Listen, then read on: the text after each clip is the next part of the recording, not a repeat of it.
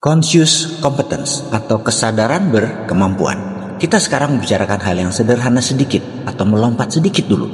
Masalah dengan berpikir benar kok bisa membuat orang menjadi kaya raya. Berpikir dan bertindak seperti apa yang bisa membuat kaya? Menjawab pertanyaan seperti ini memang harus rinci menjelaskannya, juga harus memberi contoh serta pengalaman. Contoh saja membuat mengerti tapi tidak merubah apapun. Conscious tetap incompetence. Pikirannya tetap tidak berkemampuan. Maju setahap sih, dari unconscious menjadi conscious, dari belum sadar menjadi sadar. Tapi nggak ada bedanya karena keduanya tetap incompetence. Kita masih belum berkemampuan.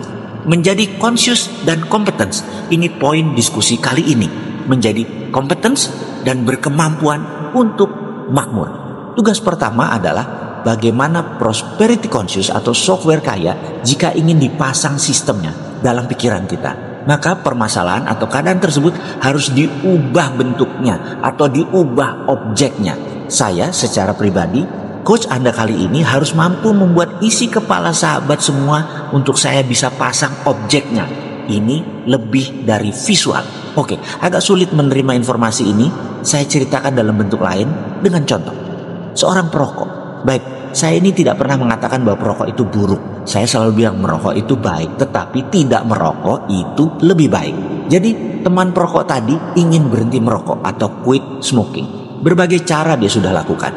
Dia sudah menggunakan banyak metode, tapi ternyata kalau lagi stres atau dia lagi cari ide atau dia sehabis makan selalu merokok.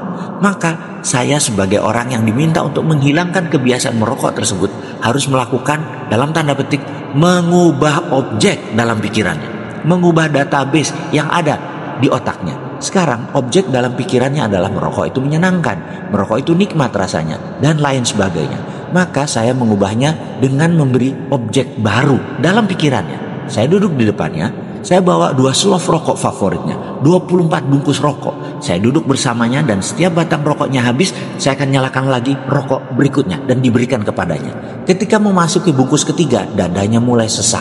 Dan apa yang saya lakukan? Saya paksa terus dia menghisap rokok tersebut sampai 6 jam, sampai 1 slov habis tanpa jeda.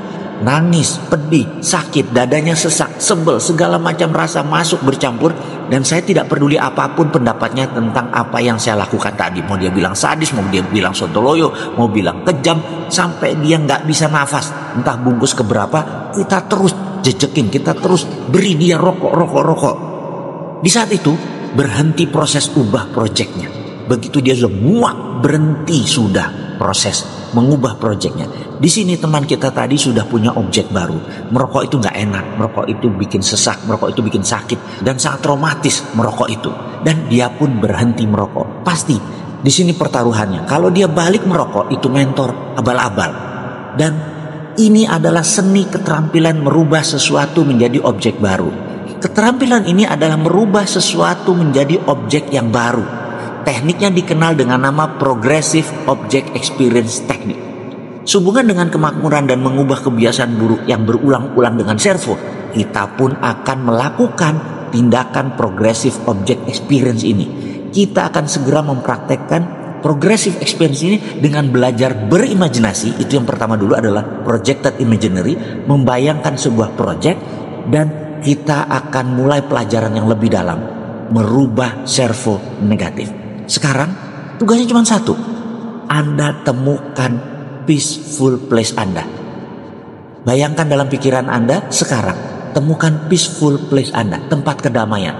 Bisa di masjid, bisa di gereja, bisa di tempat ibadah, bisa di sajadah, bisa di Mekah, bisa di gunung, bisa di pantai, bisa di rumah, bisa di tempat tidur. Apapun. Tugas Anda cuma satu.